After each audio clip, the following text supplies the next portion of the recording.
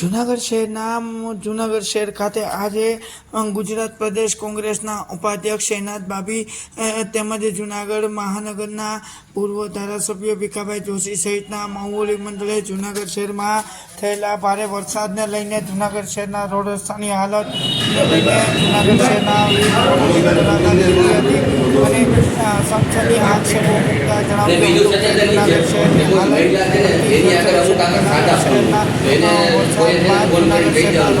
હાલત દયનીય હોય તેની સમાચારો મળતા જૂનાગઢ શહેર કોંગ્રેસના પ્રમુખ શ્રી મનોજભાઈ જોશી, ભીખાભાઈ જોશી સહિતના આગેવાનો આજે દરેક મુલાકાત લઈ હતી અને મીડિયા સમક્ષ માહિતી આપી હતી.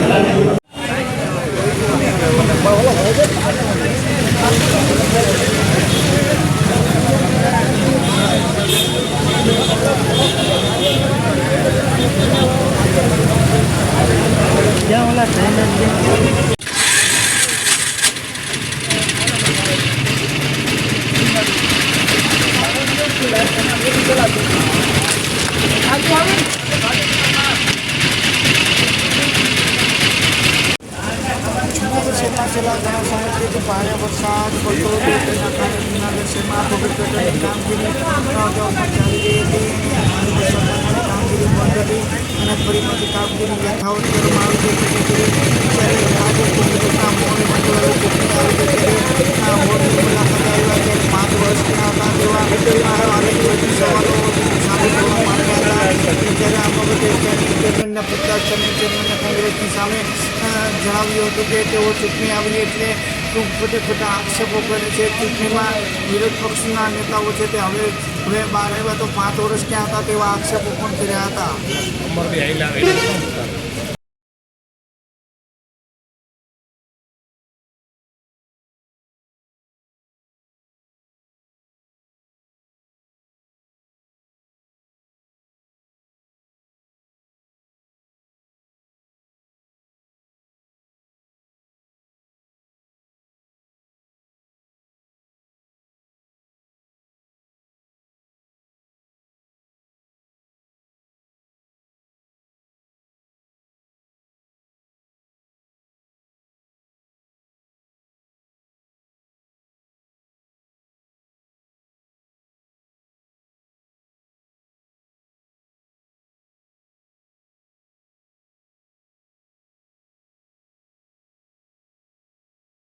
અમે હાલો અવતારી ભાઈ છે ઓલી સાઈડ છે ઓલી સાઈડ છે.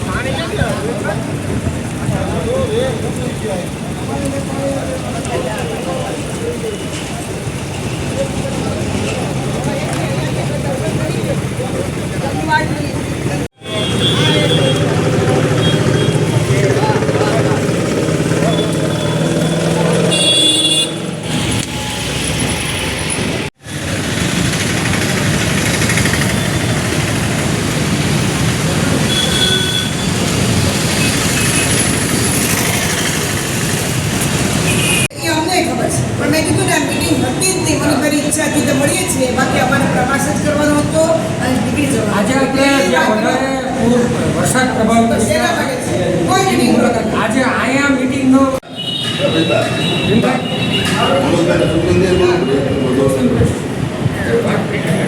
અને બીજું સચેતન એ છે કે કોઈ મહિલા છે ને એની આગળ અમુક આગળ સાદા ફોન હોય તો એને કોઈ છે ને ફોન કરીને કહી દેવાનું છે આપણા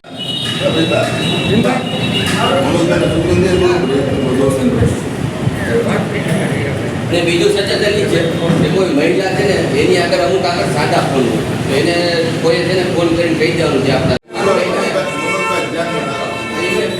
અમને પ્રદેશ તરફથી ડેલિગેશનમાં વિસ્તારની મુલાકાત સિવાય કાંઈ કીધું નથી. અને સિટીની બોડી પહેલા જાહેર કરો તો કામ ખબર પડે એ અમને ખબર છે પણ મેં કીધું ને આ મીટિંગ હતી જ નહીં. મને મારી ઈચ્છા હતી તો મળીએ છીએ, બાકી અમારે પ્રવાસ જ કરવાનો હતો અને નીકળી જવાનું. આજે આપણે જ્યાં વધારે પૂર વરસાદ પ્રભાવિત તો શેના માટે છે?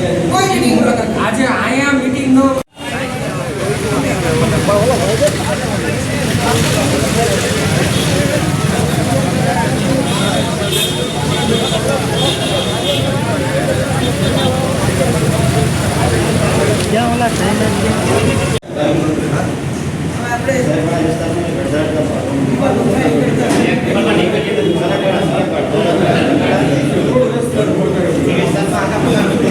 અમારા બધા આગેવાનો, ખાસ કરીને અમારા માજી ધારાસભ્ય શ્રી ભીખાબાપા, સાથે સાથે અમારા જિલ્લાના પ્રમુખ ભરતભાઈ અને તમામ શહેરના અને શહેરોના આગેવાનો, અમે બધા આ જાગૃત નાગરિકો જે છે અહીંયા એમની સાથે ઊભા છીએ. અને ખાસ કરીને અમે ઈચ્છીએ છીએ કે વરસાદ હજી તો ધમધોકાર જે માણાવદર પોરબંદરમાં પડ્યો એટલો તો પડ્યો પણ નથી, તેમ છતાં આ ગરનાળા જે છે કે જેની તરફથી અંદરથી કોલેજો, સ્કૂલો અને જોશીપરાનો બહુ મોટો વિસ્તાર છે, એની અંદર ગરનાળાની સ્થિતિ જોઈને આપણને ખૂબ દુઃખ થાય કે અહીંયા 1-1.5 ઇંચની અંદર જો પાણી આટલું ભરાય તો મેન્ટેનન્સ નામે બધું ઝીરો છે. પમ્પિંગના જે છે એ શોભાના ગાંઠિયા જેવા ફક્ત મશીન ઊભા છે, કોઈ કામગીરી થતી નથી. ગંદકી પણ એટલી બધી છે. 30-31 વર્ષથી વધુ સમય વીતી ગયા છતાં ભારતીય જનતા પાર્ટી એમ તો કમળ છે ને હંમેશા કીચડમાં જ ઉગે છે, પણ અહીંયા તો કમળે નથી દેખાતું, નકરી ગંદકી દેખાય છે. એટલે અમને એમ હસવું આવે કે ભાઈ આ કઈ જાતનું આ શાસન ચાલે છે. બિચારી અમારી ભોળી પ્રજા અને જે ખરેખર ગરીબ વર્ગ છે એ બધાને મળીને આશા હતી કે ભાઈ ચાલો મોદીએ તો મુમકિન હે, પણ આ મોદીએ તો આવું મુમકિન છે. એનો અર્થ જ એમ થયો કે આપણે ત્યાં વહીવટ તંત્ર ખાડે ગયું છે અને બિલકુલ નિરાશાજનક છે. માટે હવે પછીનો જે સમય છે એમાં જનતા પણ જાગે, અમે પણ જુદા જુદા વિસ્તારો જઈને યોગ્ય રજૂઆતો કરશું અને આંખ ખોલશું સરકારની કે આ તમે શું ચેડા કરો છો. લોકશાહી એટલે લોકો માટે રાજ, લોકો થકી રાજ અને લોકો મારફત થતું રાજ, પણ અહીંયા લોકો અદ્રશ્ય છે ને માત્ર એમના નેતાઓ છે. અમે ઈચ્છીએ છીએ કે આનું નિરાકરણ આવે, યોગ્ય નિરાકરણ આવે. જય હિન્દ. આજ રોજ અમારા પ્રદેશ ઉપાધ્યક્ષ આદરણીય શહેનાજબેન બાબીના અધ્યક્ષતામાં માજી ધારાસભ્ય શ્રી ભીખાભાઈ જોશી, જિલ્લા કોંગ્રેસ પ્રમુખ અમિતભાઈ, ભરતભાઈ અમીપરા અને શહેરનું કોંગ્રેસ મોવડી મંડળ આજે ward number 1, 2, Gulistan ઘાંચીપટ, 11 number, 13 number, ભવનાથનો અમુક વિસ્તાર, આ બધા જે વધારે પડતા વરસાદથી પ્રભાવિત વિસ્તારો છે એની મુલાકાતે જવાના છીએ. આજે વરસાદ પછી આપ જોઈ શકો છો આપણી પાછળ જે અંડરપાસ બનાવેલો છે કોર્પોરેશને, તમામ મહાનગરપાલિકાઓમાં અંડરપાસ બનેલા છે. વરસાદ હોય ત્યાં સુધી બંધ રહે એ સ્વાભાવિક વસ્તુ છે કે પાણી ભરાય છે, પરંતુ રાજકોટ, અમદાવાદ, બરોડા જેવા મેટ્રો સિટીમાં અંડરપાસમાં વરસાદ બંધ થયા પછી એની એવી પંપ સિસ્ટમ ગોઠવેલી છે કે 2 કલાકમાં અંડરપાસનું પાણી જે ગટર માર્ગે જેટલું પાણી જતાં પણ બચેલું પાણી છે તાત્કાલિક પંપથી ખેંચી અને 2 કલાકમાં ત્યાં ટ્રાફિક કાર્યરત થઈ શકે. આજે વરસાદ રહી ગયા પછી 8-8 દિવસ સુધી આ જોશીપરાનું અંડરપાસ તમે જોઈ શકો છો કે અત્યારે પંપ ગોઠવેલો છે એ પણ પાણી લેવલથી 2-3 ફૂટ ઊંચો ગોઠવેલો, એટલે પાણી ખેંચવાની એની કેપેસિટી પાણીમાં ડૂબે તો પાણી ખેંચે. એટલે આ બધી સમસ્યાઓનું સ્થળ નિરીક્ષણ કરવા આજે અમારું ડેપ્યુટેશન નીકળ્યું છે અને લોકો તરફથી જે પણ રજૂઆત આવશે એનું યોગ્ય નિરાકરણ થાય એ અર્થે કમિશનરશ્રીને આજે અમે રજૂઆત પણ કરવાના છીએ. વિરોધ પક્ષ એક તો 5 વર્ષથી આ સૂતો હતો. હાલ ચૂંટણીઓ આવે છે, આવનારા દિવસોમાં કોર્પોરેશનની ચૂંટણીઓ આવી રહી છે, એટલે લોકોને ગુમરાહ કરવા વિસ્તારમાં જઈ રહ્યા છે. જો સાચા અર્થમાં એને લોકો સાથે લાગણી હોત અને વિસ્તાર સાથે લાગણી હોત તો એ 5 વર્ષમાં એ વિસ્તારમાં નીકળ્યા હોત અને 5 વર્ષ સુધી જે કામ ચાલે છે નથી ચાલતા એનું ધ્યાન રાખ્યું હોત તો અત્યારે એને નીકળવાની જરૂર ન પડે. પણ અત્યારે તો વિરોધ પક્ષ ચૂંટણી આવે છે એટલા માટે લોકોને ગુમરાહ કરવા અને ઉશ્કેરવા માટે વિસ્તારમાં ફરી રહી છે. એટલે જ હું કહું છું કે અત્યારે ઇલેક્શન આવે છે એટલે વિરોધ પક્ષ જાગ્યું છે, લોકોને ગુમરાહ કરે છે.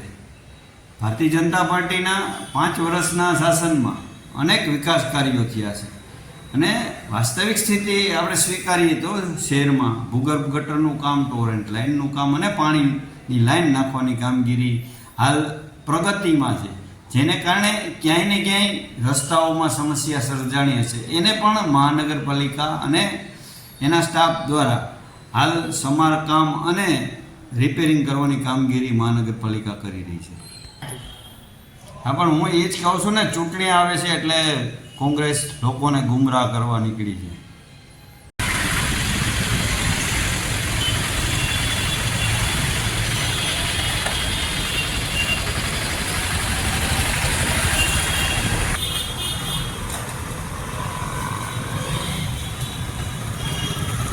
જૂનાગઢ શહેરમાં આજે મહાનગરપાલિકાની સામે અનેક આક્ષેપો વિરોધ પક્ષ દ્વારા ન્યૂઝપેપરના અખબારોના માધ્યમથી જાણવા મળ્યા હતા કે મહાનગરપાલિકામાં 51 કરોડની આવક થઈ અને 95 કરોડનો ખર્ચો થયો છે તેવા સનસની આક્ષેપો સાથે અખબારમાં સમાચારો પ્રસારિત કરવામાં આવ્યા હતા.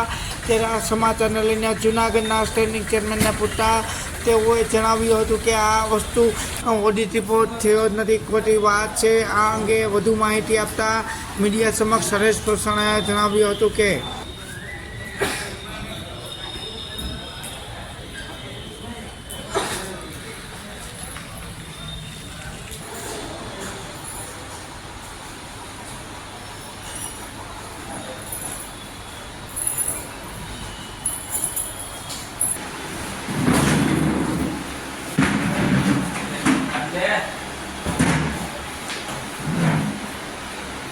કેમ છે તબિયત પાણી?